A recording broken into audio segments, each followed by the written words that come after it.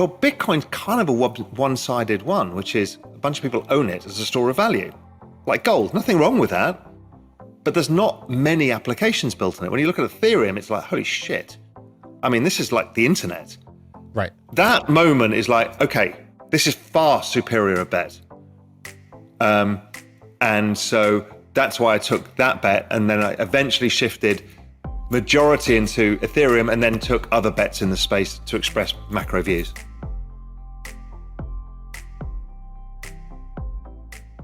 Well, my views on Bitcoin changed significantly. I don't think, no less of it as an asset, but I thought about it in network terms and the community, and I thought the community is not attracting new people.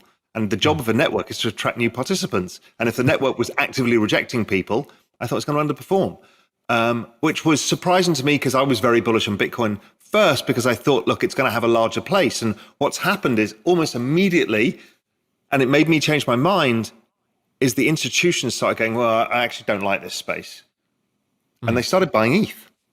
Well, ETH feels like it's a technology play. Yes, it's amusing because everyone's saying GM to each other and all of this stuff, but it's not at war. While Bitcoin was at war with every other network. Because, that's what networks do. Religions go to war with each other for the same reason, right? They're exactly the same principles.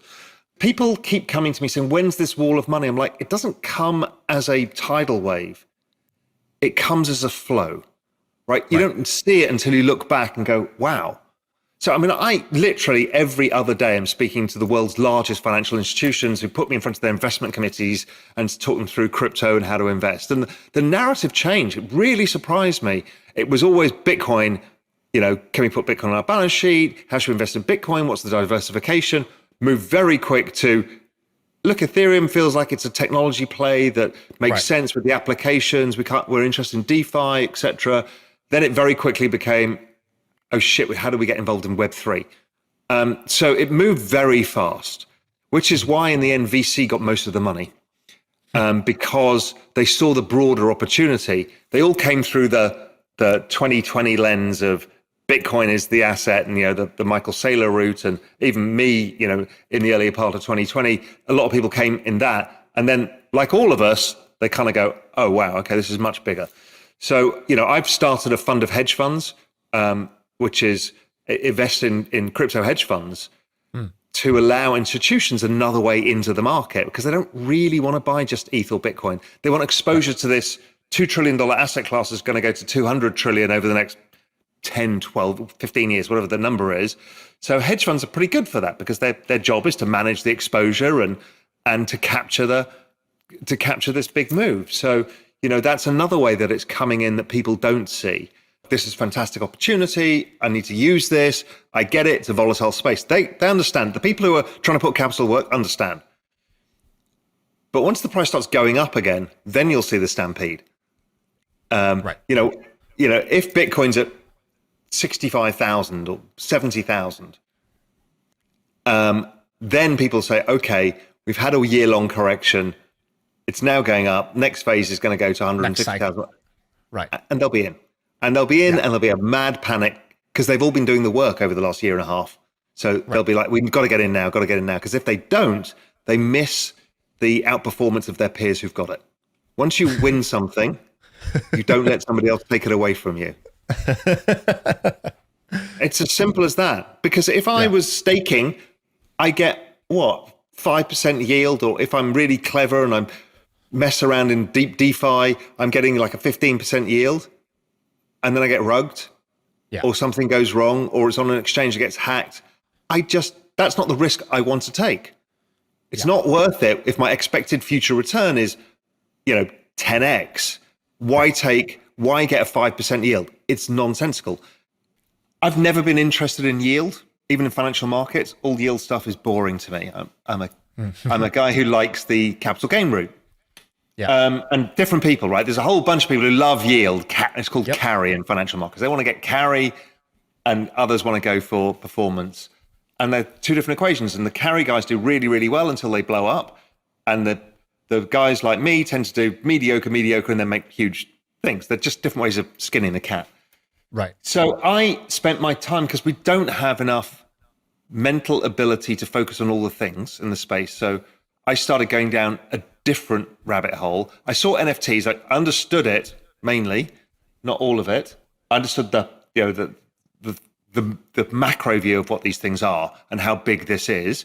I wasn't really that interested in these communities. So Ethereum introduced a piece of magic in a smart contract. A smart contract attached to a blockchain means that any contract in existence can now be attached to a blockchain. And smart contracts allowed an algorithm or a calculation to be made automatically and verified on the chain. So that could be your insurance contract for your house. It could be any of the contracts. I mean, if you look around you, almost everything that we have in life is a contract. Mm-hmm.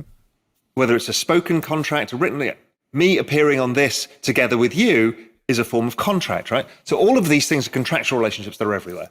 What this was saying is we can record all of them and verify all of them. Okay, so that's a really big concept beyond which most people understand. And you can understand that, okay, if that's the case, then a house can go on a blockchain, yes. Because the deeds, and then you don't need a notary, and then you don't need lawyers, and there's all of this stuff. Right. Most legal stuff can actually go on this. And then the breakthrough is that, okay, we've got another thing that's going on in digital world, which needs solving. So this contract thing is a big deal. We don't even know what this means yet, right? When we talk in 10 years' time, we'll go, oh my God, we didn't even see that coming, right? So that's all happening. And DeFi is that. There's contractual obligations between borrowers and lenders. It's all happening on chain. But what the average person is seeing is a different breakthrough that came out of this whole concept. Is in digital world, everything that gets digitized goes to zero in value or cost. Everything, right? The price of data, the price of everything is zero over time. So that's a big problem if you're living in an increasingly digital world. So how do you cement digital value is you have to introduce a system of scarcity.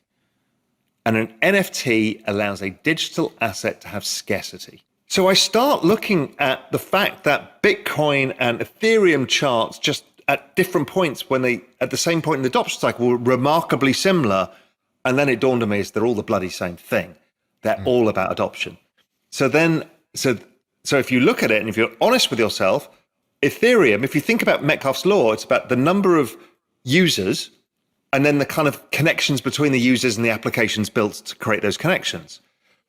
Well, Bitcoin's kind of a one-sided one, which is a bunch of people own it as a store of value, like gold. Nothing wrong with that, but there's not many applications built on it. When you look at Ethereum, it's like, holy shit. I mean, this is like the internet. Right. That moment is like, okay, this is far superior a bet. And so that's why I took that bet. And then I eventually shifted majority into Ethereum and then took other bets in the space to express macro views.